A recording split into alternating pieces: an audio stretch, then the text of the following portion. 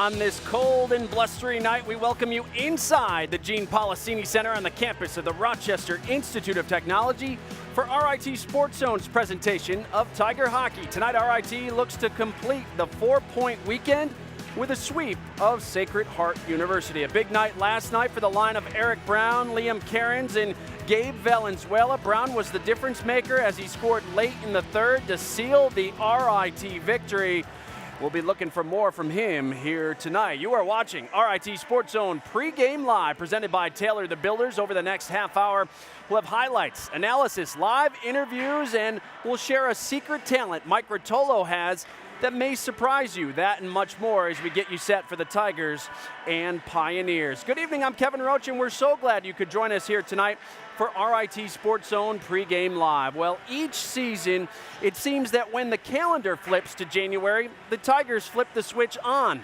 In the Division I era, RIT has been dominant in this year's first month, going unbeaten in 63 of the 88 games they have played. Last night, back on home ice for the first time in nearly a month as they hosted Sacred Heart. First period on the power play, Caleb Cameron finds Liam Cairns open in the slot. Cairns gets his 8th on the year to put the Tigers in front 1-0. Coach Wilson thought the Tigers were lethargic last night early on, giving Sacred Heart all sorts of opportunities, but Mike Rotolo up to the task. He stopped 20 in net last night, and it was chippy throughout the evening. Second period, RIT trying to go up 2, but Nathan Perry snatches it out of the air. The big glove save to keep it a 1-goal game. Later in the period, Sacred Heart on the power play. Jordan Manello beats Mike Rotolo for his 12th goal on the year. Sacred Heart tied the game at 1 apiece. Final seconds of the second period. Chase Norris the shot. Eric Brown deflects it in for what appears to be RIT's second goal of the night, but wait a minute. The officials would take a look at the replay and rule that Brown's deflection was with a high stick, so they would wave it off. Under 8 minutes left in the game, Darren Brady the shot. Brown, right place, right time. That one would count for sure. RIT held a 2-1 lead thanks to Brown's 10th on the year. Then under a minute to go, Brown would seal it with the empty netter. RIT has now won 6 straight conference games as they beat the Pioneers by a final of 3-1. It was a little sloppy game tonight, but I thought we did enough to where we could get the 2 points and get the W. And our third period was our best period, and we really needed that period in order to get a goal and get the W. We looked a little rusty. Obviously it's not the environment we're always used to, but we can't let that stuff play a factor. We got to go out and play our game for 60 minutes. And we're a little slow in the first couple periods there, but I thought our third period was normal Tiger hockey. So we took it to them, and we ended up getting that huge goal to win the game. What does it say about this team to kind of grind one out and get the victory in the end? It's definitely important to know that we can do that. Just all the games this year, they're not going to be high scoring. It's going to be a grind. Every team in this league's good, and it's good that we know that we can win this way. Eric should have had maybe 3 goals on the night and comes in and contributes to here tonight. Talk about his. Oh, he's phenomenal. He's just a big, strong power forward, and I think he's a perfect complement to that line with Gabe and Liam. He gets in front of the net. He's not afraid to go to the dirty areas and battle, and he works hard for a lot of his goals. We always joke that he leads the nation in empty netters, but he works hard in front, he battles, and he digs for pucks, and he finds a way to put it in the back of the net, and we needed that goal late there because, 1-1 game, you don't want to go into overtime and give up the possibility of losing a point on your home ice. I think our team mentality tonight was just try to work as hard as we could. I went to the dirty areas, went in front of the net, and ended up getting one almost 2 in front of the net, and then an empty netter, which is always a bonus. So RIT gets 2 goals from Eric Brown and 1 from Liam Cairns after outshooting the Pioneers 42-21. Brown now leads the Tigers in scoring with 11 goals and 17 points. The win gives RIT 9 wins in conference. They're now tied for second place with Robert Morris, just 1 point behind Air Force and Army, who are tied for first with 19 points apiece. Well, the RIT coaching staff wasn't exactly pleased with their team's effort for at least 40 minutes of last night's game. In fact, on a scale of 1 to 10, assistant coach Brian Hills gave the Tigers a 4 after 2 periods of play. But hey, the Tigers found a way. They got the victory, and John DiTullio joins us now live with the head coach, who I bet is looking for a more consistent effort here tonight. John? All right, Kevin, thank you very much. And Kevin just led into it. Looking for a more consistent effort. When you look back at the tape last night, was it as bad as you thought, or maybe a little bit better than you thought after you watched it? No, I don't think it's ever as bad as what you think when you think you had a disappointing game, or when you have a good game, it's never as good. But I just don't think it was up to our standards. And, you know, you want to set a bar high and you want to be able to play at that level. And last night we were below the bar that we have set for ourselves on expectations as far as how we want to play. We were just a little slow, you know, we just weren't in sync. We were about one or 2 seconds behind on how we want to play. But something about this team, you proved to be resilient. When you needed to play your best hockey, you did in the third. So that's encouraging coming into tonight. Yeah, without a question. I mean, if you can still find ways to win when you're not playing well, those are marks of a good team and something we want to take forward. And tonight we just want to play a better game. And it doesn't guarantee a win, but we just want to play better than what we did last night, and we'll see where that takes us. When you look at the keys for tonight, let's start with you guys. What do you need to do better tonight? I just think a stronger forecheck in their zone. I think in our own end, communicate, mark our guys a little bit better, break out a little bit better. Our power play was good once we got set up, but there's key moments, I think, late in the game where we'd like to break out the puck a little bit better. So I just think we just want to play a little faster, execute a little bit better, and just those two things in itself, I think, will make us a better team. And maybe something overlooked last night was the way Mike Rotolo played. Thought he was great for you. Yeah, I think he was really the reason we won the game. I thought when we needed him, he came up big, looked very much in control. I thought he had a very good game. He was our best player last night. And again, I just think as a group, and I thought it was a group effort last night. There's maybe a couple of guys that had a pretty good game for themselves, but as a whole, I think we can do a better job. I was looking for that red vest, or the orange vest for you tonight, buddy. You know that. You never know when it's going to come out. I'm going to surprise you, John. I'm going to surprise you. Keep you on your toes. By the way, Wayne was playing floor director here right before we hit the airwaves. Put me in my position. Yeah. Wayne, all the best to you tonight. Thank you. All right, that does it here from the outside the dressing room from RIT. Let's send it over to Stacey, who's standing by with the head coach of Sacred Heart. Yeah, thanks, John. Joined now by CJ Maritolo. And last night you had Perry starting in goal. Looks like you made a little bit of a change. Why'd you do that? No, Max had a great week in practice, and I just felt he would give us the best chance to win tonight. Last night, you guys were outshot by about a 2-1 margin, but still actually stayed in the game very, very well. It ended up being a close game. Are you trying to put more shots on goal tonight? Yeah, I don't look too much into shots. It's about the quality of shots. We had a lot of great scoring chances last night. We just have to get more traffic in front of their goaltender. I think we're going to be okay.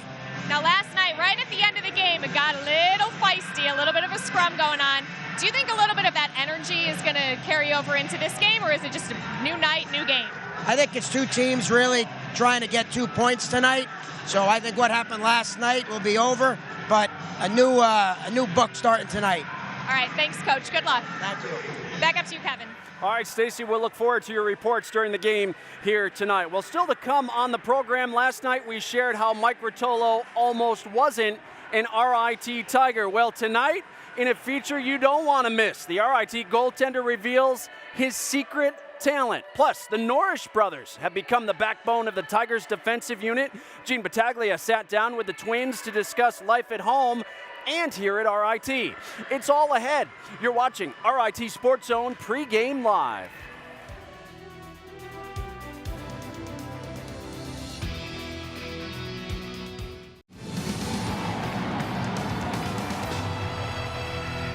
Welcome back to RIT Sports Zone pregame live. The Tigers and Pioneers wrapping up warm-ups before tonight's 7:05 puck drop. We're glad you are with us here tonight. Well, Mike Rotolo isn't a captain on this Tiger team. The C isn't something goaltenders really ever wear, but there's no question Rotolo is the voice in the RIT locker room in maybe more ways than you might have ever imagined.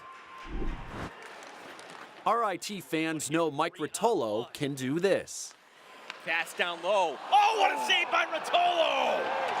Mike Rotolo robbing Danny Kusrovi. What's maybe one thing people don't know about you? I'm a singer. You got a fast car. I want a ticket to go anywhere. Maybe we can make a deal. Maybe together we can get somewhere. Any place is better. Starting from zero, got nothing to lose. Maybe we'll make something. But me and myself, I got nothing to prove. back in juniors, one of my best friends on the team, his name was CJ Ike. One day we were just talking about he was an unbelievable guitar player. He was like, maybe you should come over and jam out at my place. I'll play guitar, you could sing, a few of the boys will come over. And I was like, yeah, absolutely, I would love to do that. What's the best cover you ever did? When I did a Fast Car cover, Tracy Chapman, and when I did it, I didn't even know the lyrics of the song.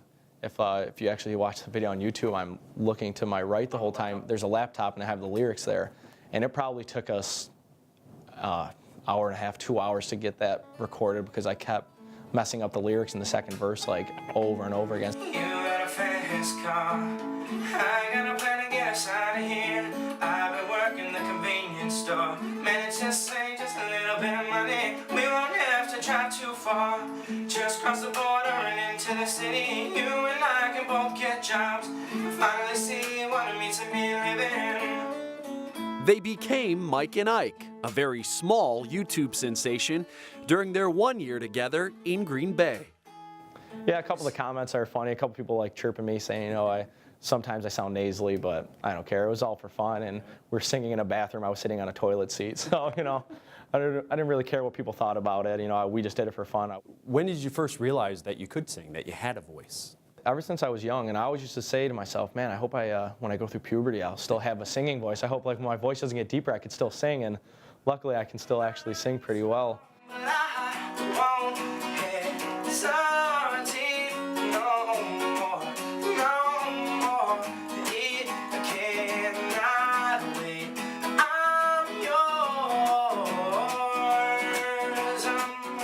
I have a big passion for music. I love all kinds of music, whether it's country, rap, hip-hop, rock and roll.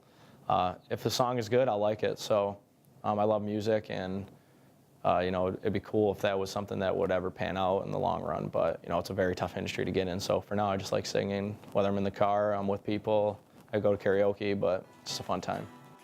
Since arriving at RIT, hockey and his classwork have taken priority. But that doesn't mean Rotolo's voice has been silent.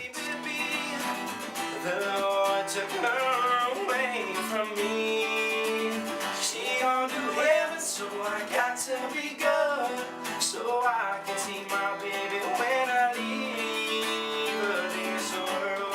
Sometimes I'll just be singing in the shower and I don't even realize it, and we'll be in the shower and guys will be like, oh, just keep going, I like it, it sounds good. So it's funny, but I listen to mostly rap music before a game because it's more upbeat and it gets me going more. But yeah, I'll have guys on the team that'll come by and tell me to shh because I'll be rapping. I don't realize how loud I'm singing the song through my headphones with them on. But yeah, I always music every game. I had a feeling I could be someone, be someone, be someone.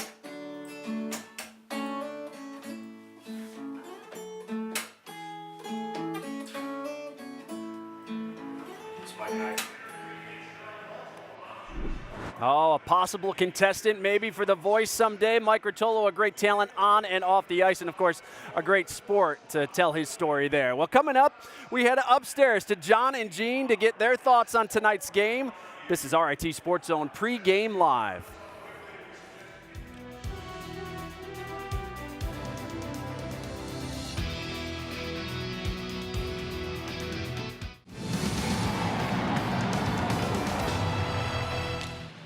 Winning the draw, Vallette coming up with it. Caleb Cameron the slot to goal!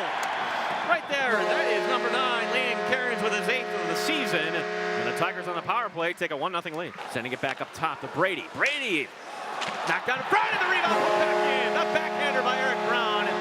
That one you can count, and it's 2-1. Now Brown on the near side. Brown with an opportunity to seal this game away. Brown into the goal! And the Tigers up 3-1 with 40 seconds remaining. Second tonight for number 16, Eric Brown.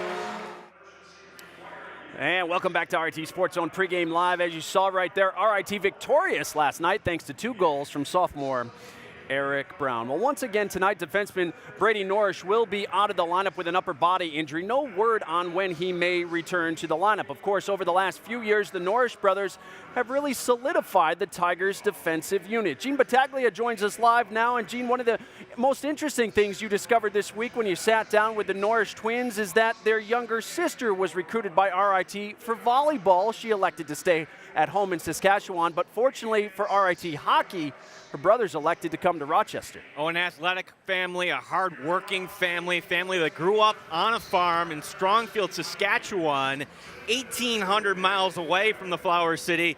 The Norrish twins, however, feel right at home here in Rochester.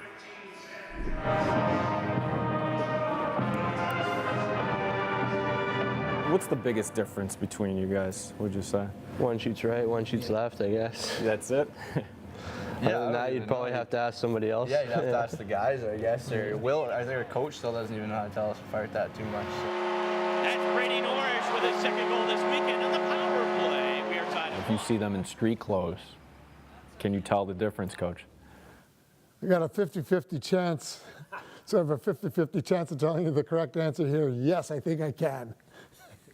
From the outside, it looks like they have almost the same personality. Is that fair to say? Are there any personality differences between them? I'd have to spend some more time with them. I mean, they're different. They're old school hockey players, old school people. It's interesting to see, and they've been great to be around. And I've learned a lot off of them. You know, just the way they do their business. And when I talk to them about summer plans, when we're talking about lifting, all that, you learn a lot that their life that they enjoy thoroughly is not an easy one farming back home. When you guys go back, do you get to talk to the kids at school, do anything like that? What's it like when you go back? Well, my mom's a secretary at our school we went to, and they actually have a day of the year now called Tiger Day. So everybody wears Tiger stuff and orange and black and stuff like that. So it's actually pretty cool. I think that's really cool. They do have a community that supports them very well. You see it through social media. You see it through different things when we advance and when we win championships, and that a strong following from their hometown, which is really cool to see. This is your top power play unit this year. Oh, from way out! That's the co-captain. Number 8, Chase Norrish, has tied the game on the power play. Perfect.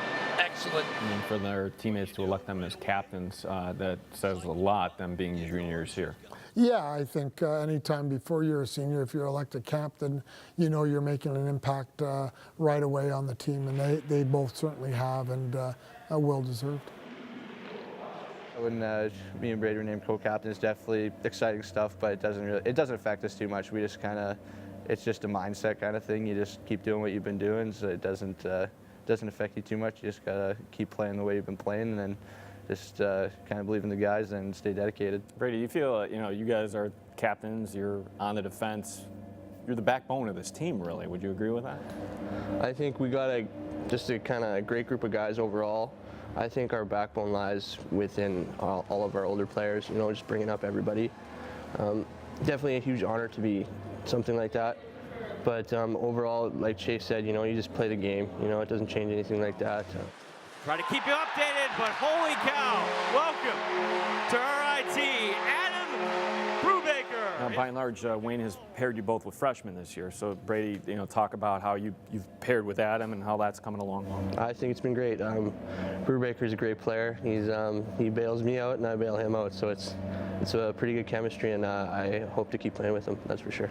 Chase, for the most part, it's been Brody, right? Yeah, Brody for the most part. Yeah, it's definitely been, it's learning anyways, stuff like that. I remember when I came in, I was playing with the junior too, so I'm kind of just going with that. I was with Greg Amlong, actually, so he was a very, very skilled veteran too, so I kind of comparing to how I'm doing with my guy to how he did with me, so, and we're doing really well, actually, I think. So he's a great guy to get along with, great guy to play with. Instead of having two guys that you'd probably want to play every shift all game long, you're able to have one of them out on the ice doing that for you. So they've been great to have, and they've been great role models for anyone coming into our program now that they're juniors and they can lead, and they had those qualities right as soon as they step foot on our campus, and it's only grown. And they don't say a lot, but when they speak, they're taken very seriously because it comes from the heart, and they represent us very well.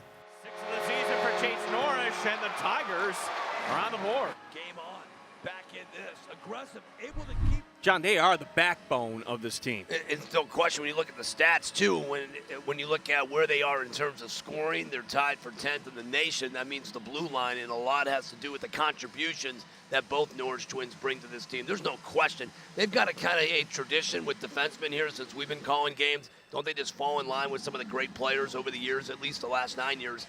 We've been calling games. Well, Brady Norris, unfortunately, as Kevin mentioned, out of the lineup once again. Upper body, nothing really serious. However, Wayne Wilson keeping him out of the lineup once again tonight. John, last night a win, 3-1. How should we feel about that win? Hey, it's a win.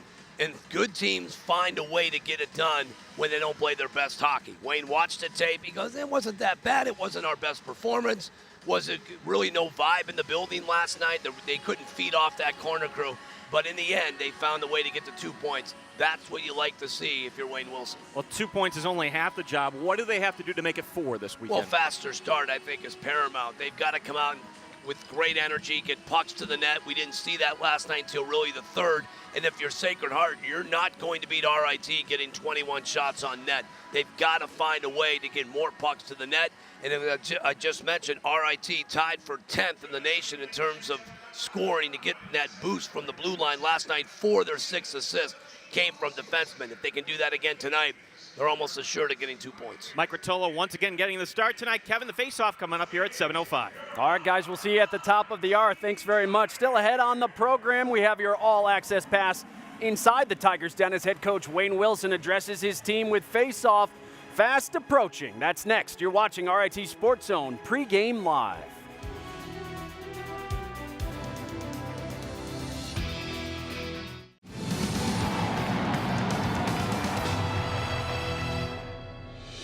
Key though tonight is we've got to win some of those PK face-offs. We were 0 for whatever last night. We've got to win some face-offs to get some clears. Clears are going to be the key thing here. Power play, we're going to go into the single swing here, but same setup. You saw what Halsey showed you on tape. 3-man stretch on our control breakout. So really the 3-man stretch is the only difference from last night. And we'll see what they do on that. Then we may switch it again here. But they backed right off last night, and we were doing our double curl in that. And there's no sense doing all the curls in front of them. So let's start coming up the ice. If they have one guy in front, go D to D. He starts carrying it. Take a look at the guys out through the neutral zone. Come back to the puck if we can through the neutral zone and go from there. Okay? A lot of energy, good focus here, execution. Better game tonight. Let's go now. An all-access look inside the program from earlier tonight as RIT and Sacred Heart have now taken the ice for tonight's game. Hey, if you love RIT hockey, the best place to catch all the action right here at the Gene Policini Center. You can purchase single game tickets by visiting the Policini Center box office Monday through Friday from 10 to 6 by calling 475-4121 or online at rithockey.com. Hey, we're not with you until Friday, January 20th. We'll miss you while we're gone. The Tigers host Canisius that night. Coverage begins at 6:30 with RIT Sports Zone pregame live presented by Taylor the Builders, followed by all the action on Time Warner Cable Sports Channel 26. As we mentioned, Brady Norris out of the lineup tonight. Caleb Cameron also out of the lineup tonight after going down and blocking a shot. He has a upper body injury as well, so he will be out tonight too. Well, that does it for this edition of RIT Sports Zone pregame live. We thank you so much for watching. Up next, Gene, John, and Stacy join us with the call as RIT wraps up its series with Sacred Heart. Enjoy the game, everyone. RIT Sports Zone Live begins now.